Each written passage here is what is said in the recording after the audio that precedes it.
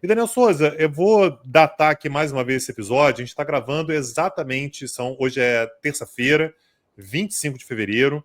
Nesse momento que eu estou falando, são 21 horas e 29 minutos. Isso é importante porque a gente tem uma informação, Daniel, que saiu há pouquíssimas horas e que naturalmente pode ter muito desenvolvimento daqui para frente. Então, sempre importante dizer em que momento que a gente está gravando. Aparentemente, Daniel, tivemos um acordo entre Estados Unidos e Ucrânia envolvendo os minerais. Confere? Confere, Tang. Aliás, não foi apenas sobre minerais, também tivemos a inclusão de petróleo e gás. A informação foi originalmente divulgada pelo Financial Times. O Financial Times ouviu de autoridades ucranianas que Kiev está agora pronta para assinar o acordo sobre o desenvolvimento conjunto de seus recursos, depois que os Estados Unidos desistiram da exigência de direito a 500 bilhões de dólares em receita potencial da exploração desses recursos. Segundo o jornal, os negociadores ucranianos argumentam que conseguiram termos muito mais favoráveis e retratam o acordo como a única forma, ou uma boa forma, de ampliar as relações com os Estados Unidos, garantindo melhores perspectivas para a Ucrânia após 3 anos de guerra. É interessante observar porque, dessa forma, Donald Trump, uma vez mais, foi Donald Trump. Quer dizer, colocou os termos da negociação lá em cima e, no final, acabou fazendo algum tipo de concessão. Mas, de qualquer maneira, existe também a sinalização de que o presidente Zelensky iria a Washington para assinar esse acordo, o que mostraria aí uma vontade da Ucrânia em buscar uma aproximação em relação aos Estados Unidos. Uma coisa que é importante dizer também, Daniel, é que a gente não sabe ainda o que está nesse acordo, né? O próprio Financial Times, a Reuters, né, que depois repercutiu, deixa muito claro que, olha, ninguém teve acesso ainda na imprensa e tudo, não foi divulgado quais são os termos finais desse acordo. Mas a gente tem algumas pistas, Daniel, do que tá e o que não tá nesse acordo final a partir das versões anteriores que foram divulgadas, né? Então, esse acordo ele vai sendo construído como se fosse rascunho após rascunho, né? Versão após versão. E a última versão, por exemplo, que foi divulgada, como você falou, Daniel, já não incluía a demanda de que a Ucrânia contribuísse com 500 bilhões para um fundo americano e tampouco tinha a ideia da garantia de segurança que os Estados Unidos deveriam oferecer para a Ucrânia. Essa era uma demanda que a Ucrânia tinha, falou assim, olha, eu posso até assinar um acordo, mas vocês têm que me oferecer alguma garantia de segurança. Até a última versão, isso não aparecia. A gente não sabe ainda se na versão final isso apareceu, se os Estados Unidos ofereceram de fato essa garantia, porque isso era uma exigência da Ucrânia. Até faz sentido, né, Daniel? Eu estou oferecendo algo para os Estados Unidos, minerais estratégicos e tal, em troca de quê? Né? Em troca, pelo menos, dessa garantia à segurança. A última versão também, Daniel, não incluía algo que estava presente nas versões anteriores. A última versão não incluía a demanda que a Ucrânia pagasse aos Estados Unidos o dobro da ajuda oferecida. Olha que loucura, né, Daniel? As versões anteriores que os Estados Unidos tinham formulado estabelecia que para cada dólar que os Estados Unidos oferecessem para a Ucrânia deveria pagar $2. E aí o Zelensky falou assim, olha, vocês estão querendo impor para a gente uma dívida de longo prazo.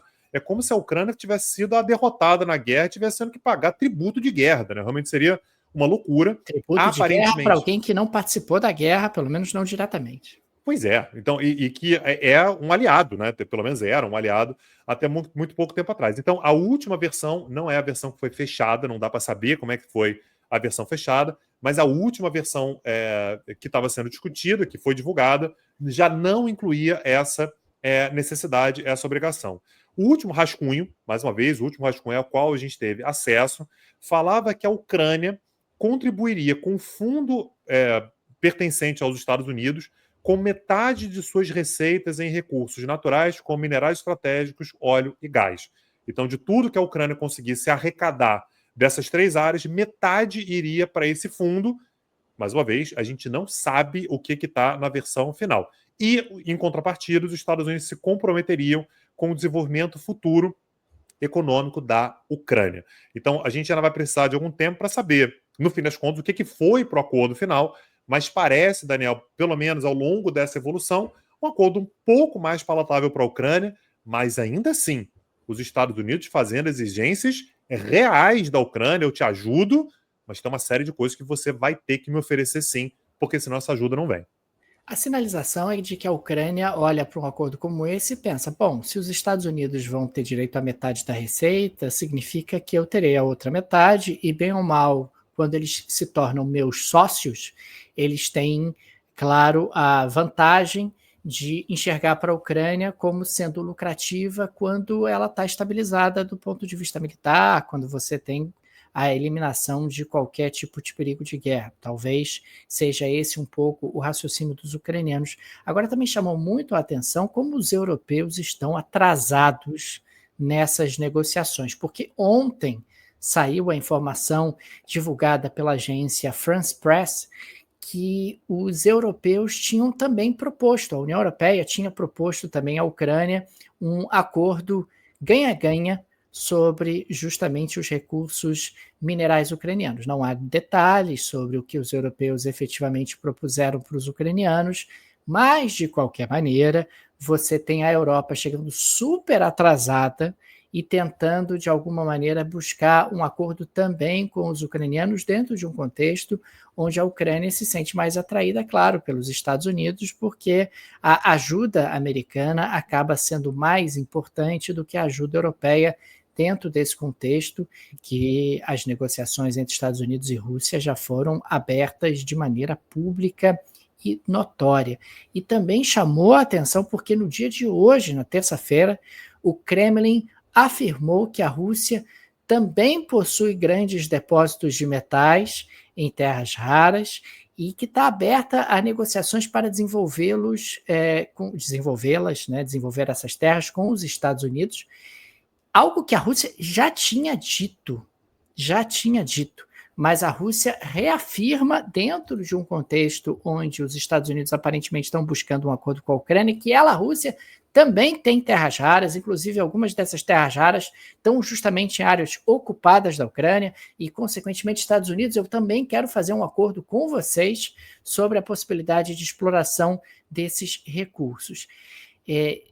Fica muito claro, Tanguy, diante de um contexto como esse, que o Donald Trump vai saindo como grande vitorioso para o que o Trump considera como vitória. Né? Eu consigo um acordo com a Ucrânia, potencialmente posso também conseguir um acordo com a Rússia, envolvendo aí oportunidades de negócios extremamente lucrativas, coloco a Europa de lado e tenho aí também a suspensão de uma guerra que estava se tornando extremamente onerosa para os Estados Unidos. Se o mundo sai mais instável, mais inseguro, se a Europa fica insegura, azar de quem está envolvido com essas questões, se a Ucrânia sai retalhada, azar da Ucrânia, mas do ponto de vista de negócios, eu consegui ótimos negócios e acordos para os Estados Unidos, inclusive com o suprimento de minerais aí raros, e minerais raros que, ao irem para os Estados Unidos, também não vão para a China, né? Então você ainda tem aí os americanos bypassando também os chineses e atraindo os russos para a sua órbita através de negociações dessa natureza. De novo, é uma lógica Donald Trump de buscar acordos, e na lógica trumpista ele consegue aí um golaço dentro desse contexto.